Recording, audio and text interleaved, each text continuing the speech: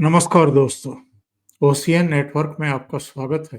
मैं हूं ओमकार चौधरी।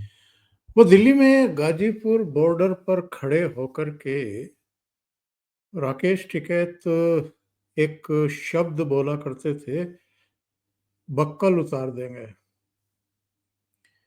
अब राकेश टिकैत से भी मैं पूछना चाहता हूं, उनके एक और बड़बोले सत्यपाल मलिक से भी, वो राहुल गांधी से भी, और कुछ योगेंद्र यादव टाइप और कुछ तमाम उस समय ऐसे ऐसे शुभचिंतक और आंदोलन जीवी जो हैं वो कैमरों पर आकर के मोदी सरकार के खिलाफ मोर्चाबंदी किए हुए थे, बयानबाजी कर रहे थे कि ये नहीं हुआ तो ऐसा हो जाएगा, वो नहीं हुआ तो ये कर देंगे।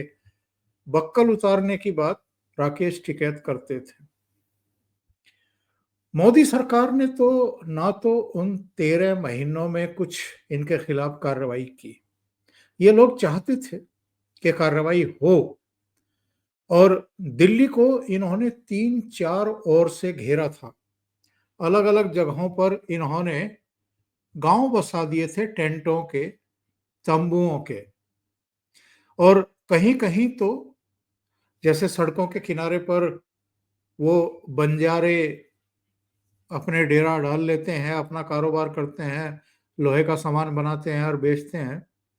लगभग वो हालत इन्होंने करके रखी थी। गाजीपुर बॉर्डर पर भी, टिकरी बॉर्डर पर भी, कुंडली पर भी, नोएडा में भी करने की कोशिश की थी, राजस्थान के बॉर्डर पर शाहजहां के पास, पुर के पास भी करने की कोशिश की थी। और ये लगातार सरकार को उकसा रहे थे। 22 मीटिंग फेल हुई थी केंद्र सरकार के साथ। ये कुछ अप्रिय करवाना चाहते थे, कोई कुछ ऐसा हो जाए जैसा योगी आदित्यनाथ की सरकार के समय बुलडोजर के द्वारा होता है। इनका भी कुछ हो जाए तो ये कुछ हिंसा वगैरह करवाएं, लोगों को मरवाएं, और उसके बाद जो है पूरे देश और विदेशों में मोदी सरकार के खिलाफ एक माहौल बनाए। लेकिन मोदी जी ने तो ऐसा नहीं किया। बहुत बातें कही गई, इनकी आलोचना भी की गई, कायर भी बताया गया। अमित शाह कैसे चाणक्य हैं, ये सवाल भी खड़े किए गए, लेकिन उन्होंने इनको नहीं छेड़ा।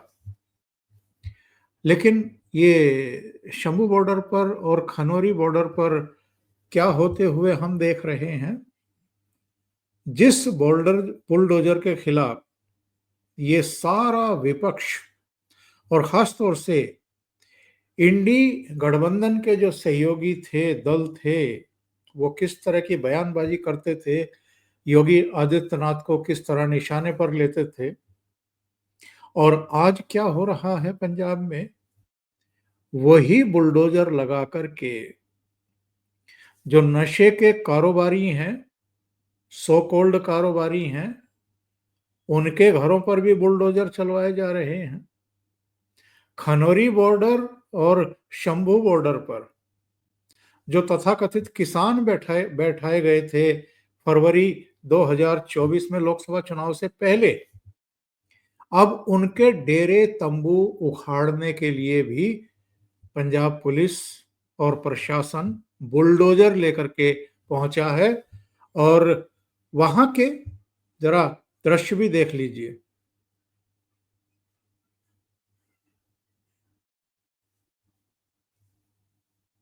ये बुलडोजर लगा करके ही उसको ढहाया जा रहा है, हटाया जा रहा है। ये तो एक दृश्य था। सोशल मीडिया पर एक पूरा गैंग सक्रिय रहा उस 13 महीने के आंदोलन के दौरान भी। और जब फरवरी 2024 में ये लोग शंभू बॉर्डर और खनौरी बॉर्डर पर आकर के बैठे, और जब हरियाणा पुलिस ने इनको हरियाणा की सीमा में नहीं घुसने दिया ताकि ये दिल्ली ना पहुंचने पाए, तो उस समय भी सोशल मीडिया पर, यूट्यूब पर ये लोग अपने चैनलों पर, अपने ट्विटर हैंडल पर, फेसबुक पर बयानों की लाठियां भांजते थे। और हरियाणा सरकार से लेकर के और प्रधानमंत्री नरेंद्र मोदी तक को, गृह मंत्री अमित शाह तक को निशाने पर रखते थे। ये जो शंभू बॉर्डर और खनौरी बॉर्डर से मैदान साफ कराया गया है, सड़क को साफ कराया गया है बुलडोजर लगा करके, इसके बाद वो सारा गैंग कहाँ है? ये योगेंद्र यादव का बयान अभी तक क्यों नहीं आया? या ये जो रवि, पुण्य प्रसून वाजपेयी, अभिसार, आरफा खानम शेरवानी, ये सारे लोग, अजीत अंजुम से लेकर के सारे लोग खामोश क्यों हैं? छातियां क्यों नहीं पीट रहे हैं? और इनमें कई तो ऐसे हैं, अजीत अंजुम समेत, जिन्होंने उस 13 महीने के आंदोलन के दौरान एक एक दिन में 10 से 15 हजार तक सब्सक्राइबर बढ़ाए थे और लाखों और करोड़ों में ये लोग पहुंच गए। इन्होंने मोदी का विरोध करके और उस 13 महीने के तथाकथित किसान आंदोलन की पल पल की खबरें देकर के, इंटरव्यूज करके और सनसनीखेज तरीके से उनको परोस करके, थंबनेल वैसे लगा करके बहुत नोट कूटे हैं यूट्यूब के जरिए। अब जब अरविंद केजरीवाल के नेतृत्व वाली आम आदमी पार्टी की सरकार पंजाब में है और भगवंत मान से तथाकथित किसानों की मीटिंग के दौरान झेझे हो गई और उसके बाद जो भगवंत मान ने कहा कि अभी तक मेरा आपने एक रूप देखा है, दूसरा रूप तो अभी देखा ही नहीं है, और अभी तो अरविंद केजरीवाल भी पंजाब में डटे हुए हैं।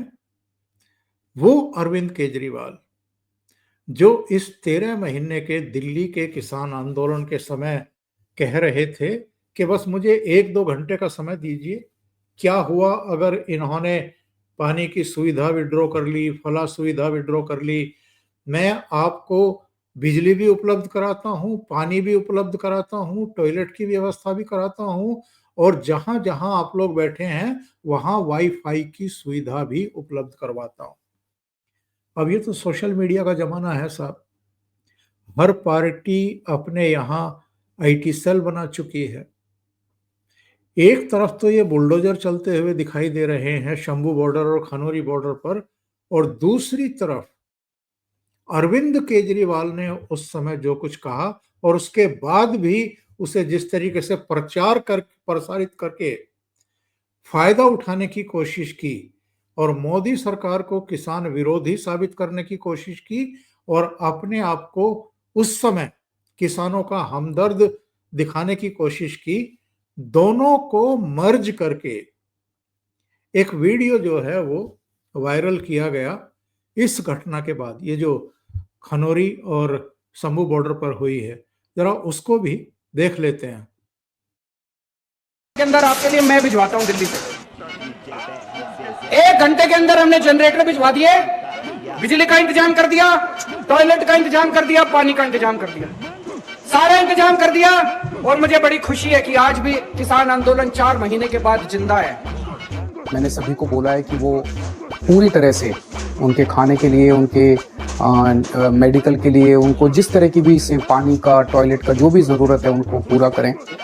इस मौके पे, आज गुरु पर्व के मौके पे, मैं सभी दिल्ली वासियों से भी अपील करता हूं कि हमारे बॉर्डर के ऊपर जो किसान आए हुए हैं, आपकी जो भी आपसे बन पड़ता है, आप उनकी पूरी तरह से सेवा कीजिए।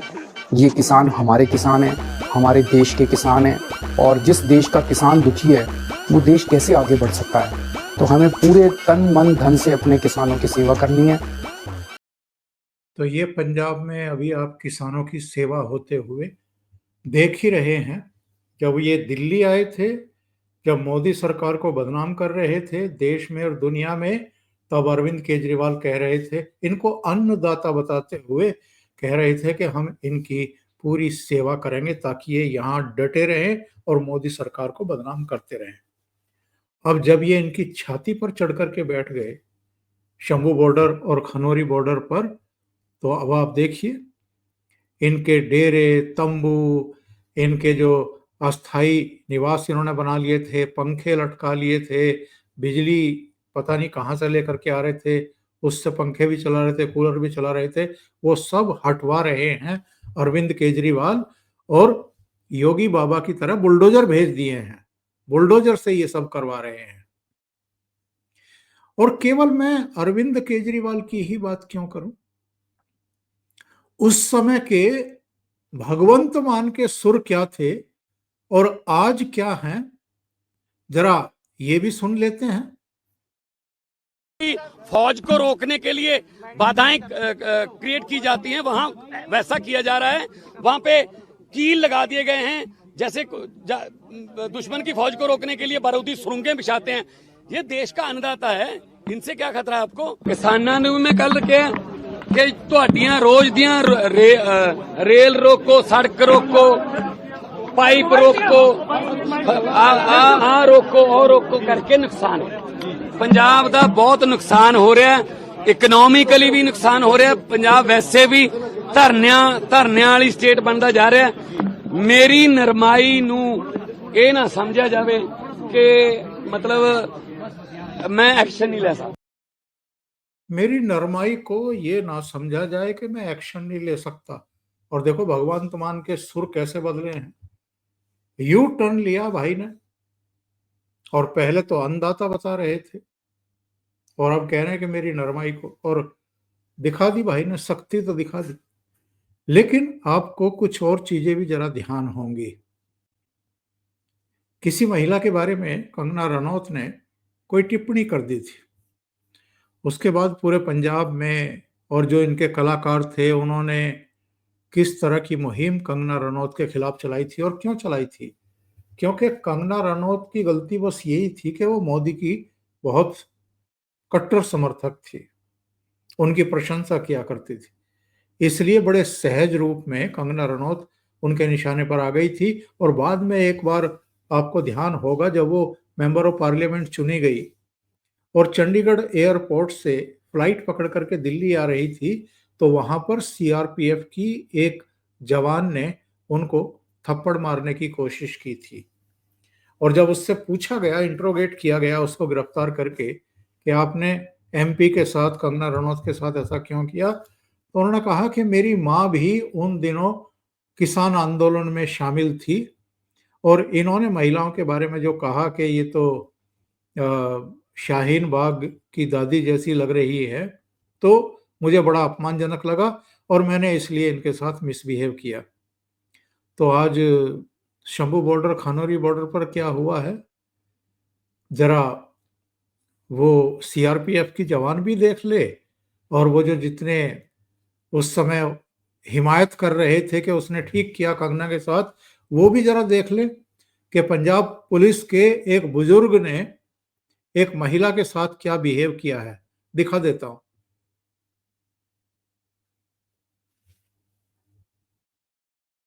इसको जरा दोबारा देखिए। ये केवल हाथ उठा नहीं रहा है, इसने बाकायदा इस महिला को थप्पड़ मारा है। पंजाब पुलिस के जवान ने थप्पड़ मारा है।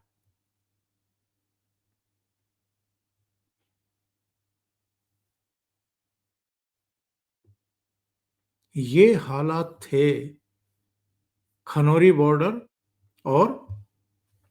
और जो वहां से गिरफ्तारियां हुई हैं, कुल मिलाकर के जो आंकड़ा देर रात जब मैं इसको प्रोग्राम को कर रहा हूं, रिकॉर्ड कर रहा हूं, तो करीब 500 से लेकर के 700 के बीच वहां पर तथाकथित किसानों को, प्रदर्शनकारियों को, आंदोलन जीवियों को गिरफ्तार किया गया है, हिरासत में लिया गया है। बहुत जो अपने घर जाना चाहते थे उनको वहां तक छुड़वा दिया गया, बहुत जो नहीं जाना चाहते थे उनको कहीं छोड़ा गया है और रखा गया है अभी। और जो ये सरवन सिंह पंधेर था जो इनको लीड कर रहा था, और दल्लेवाल जिसने 100 दिन का अनशन पूरा किया था पिछले हफ्ते, 100 दिन तक कोई बिना खाए रह सकता है क्या? और वो टमाटर की तरह लाल का लाल दिखाई दे रहा है। उसके बारे में ये भी जानकारी मिल रही थी कि साहब उसको कैंसर है, कई तरह की बातें आ रही थी, लेकिन कोई कैंसर वाला 100 दिन तक आमरण अनशन पर बैठा रहे, और अभी भी उसका चल ही रहा है। और वार्ता करने के लिए चंडीगढ़ भी पहुंच गए वो श्रीमान जी केंद्र सरकार के 3 मंत्रियों से। उनको भी गिरफ्तार किया गया, बाकी को भी गिरफ्तार किया गया, इनके डेरे तंबू भी सब उखाड़ दिए गए।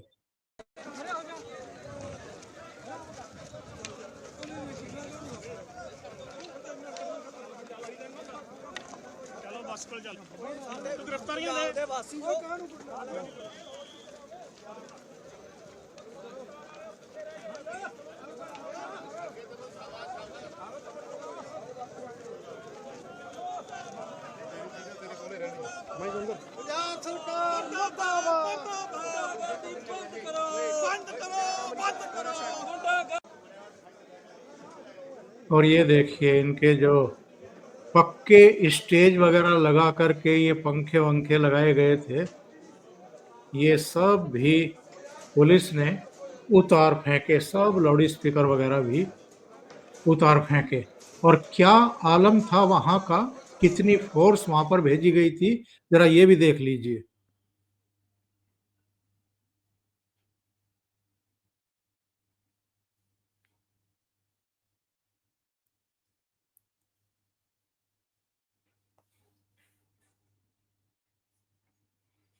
और वहां के डीआईजी इस पूरी कार्रवाई शुरू करने से पहले लोगों से अपील करते हुए देखे गए।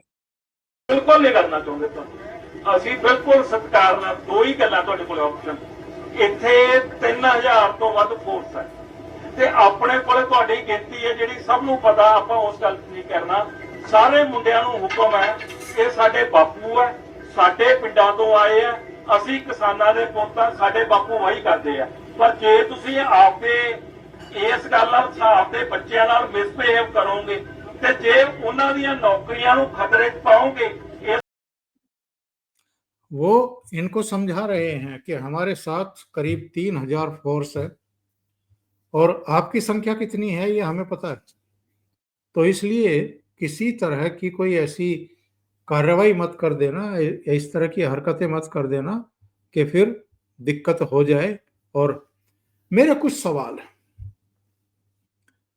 वो जो 13 महीने तक यहाँ पर मोर्चा लगवाया था इन्होंने दिल्ली में, और कौन कौन सी ताकतें थी और किस किस तरह के बयान उस समय दिए जाते थे, ये राकेश टिकैत से लेकर के सतपाल मलिक तक और हरियाणा के भी कई नेता, भूपेंद्र सिंह हुड्डा से लेकर के चौधरी वीरेंद्र सिंह, तमाम जितने भी आप नाम गिना सकते हैं गिना लीजिए, और राहुल गांधी, ये सब किस तरह की लैंग्वेज का प्रयोग कर रहे थे और उन 3 कृषि कानूनों को काले कानून बता करके देश का माहौल खराब करने की कोशिश कर रहे थे। पंजाब, हरियाणा, पश्चिमी उत्तर प्रदेश, राजस्थान, दिल्ली, यहां तक के जम्मू कश्मीर, उत्तराखंड, मध्य प्रदेश, इन सब के किसानों को भड़काने की कोशिश कर रहे थे। और हकीकत यह है कि अधिकांश उस समय भी पंजाब से ही लाए गए थे, यहां बैठाए गए थे, कुछ हरियाणा से आ गए थे, वो पंचायतों वगैरह, खाप पंचायतों वगैरह के सहयोग से, और कुछ ये पश्चिमी उत्तर प्रदेश के राकेश टिकैत के नेतृत्व में पहुंच गए थे। पूरे देश के किसानों का तो प्रतिनिधित्व यहां तब भी नहीं था। इन्होंने किसानों का कितना बड़ा नुकसान करवाया, वो 3 कृषि कानून जब सरकार ने वापस लेने का ऐलान किया, ये अंदाजा भी नहीं लगा सकते।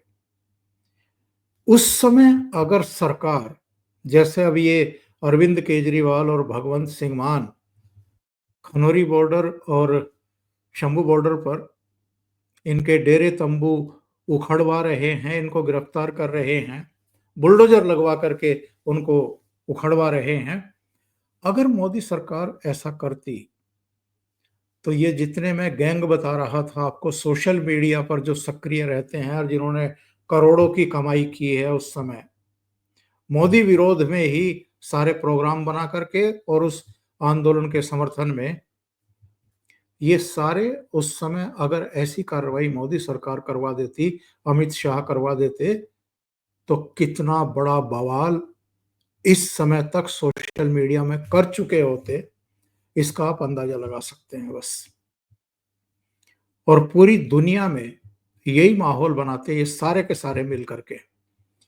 लेकिन आज सारे अपने घरों में घुसे हुए हैं, मैं राहुल गांधी का ट्विटर हैंडल देख रहा था, प्रियंका गांधी का देख रहा था, कोई एक शब्द बोलने को तैयार नहीं है। सत्यपाल मलिक ने कुछ नहीं लिखा है, बस एक कहा है कि साहब हम इसकी निंदा करते हैं, और निंदा ही की है राकेश टिकैत ने भी अपने ट्विटर हैंडल पर। बाकी लोग सारे चुप हैं। ये बताती है चीजें कि एक्चुअल में ये किसानों के हमदर्द बमदर्द कुछ नहीं है। और ये जो बैठाए गए थे, ये भी कोई किसान नहीं है, ये भी धंधेबाज है, ये भी आंदोलन जीवी हैं। जितना दे दोगे उतना बैठ जाएंगे, मिलना बंद हो जाएगा तो भी कुछ ना कुछ हरकतें करेंगे। देश का माहौल खराब करने की कोशिश है। और अभी भी सत्यपाल मलिक का जरा ट्वीट उठा करके देखिएगा उन्होंने क्या कहा है। अभी भी ट्विस्ट करने की कोशिश कर रहे हैं बेशर्मी के साथ। कह रहे हैं कि केंद्र सरकार के प्रतिनिधियों के साथ बातचीत के तुरंत बाद इनको गिरफ्तार कर लिया गया, पंधेर को और दल्लेवाल को। जैसे केंद्र सरकार ने गिरफ्तार किया हो। मलिक साहब, उम्र हो रही है, भगवान का नाम लेना शुरू करो। इस तरह की गोलमोल बातें करके क्या हासिल कर लोगे? केजरीवाल के नेतृत्व वाली आम आदमी पार्टी सरकार ने उनको गिरफ्तार किया है, केंद्र सरकार ने गिरफ्तार नहीं किया है। अभी के लिए इतना ही। बहुत बहुत धन्यवाद। अगर आपको ये चैनल और इसके कंटेंट पसंद आ रहे हैं तो लाइक करें, कमेंट करें, वीडियो को शेयर भी करें। अभी तक अगर आपने ये चैनल सब्सक्राइब नहीं किया है तो सब्सक्राइब कर लें। साथ में लगे बेल आइकॉन को दबाना ना भूलें, ताकि आगे आने वाले वीडियो और उनके नोटिफिकेशन आप तक पहुंचते रहें। बहुत बहुत धन्यवाद। नमस्कार।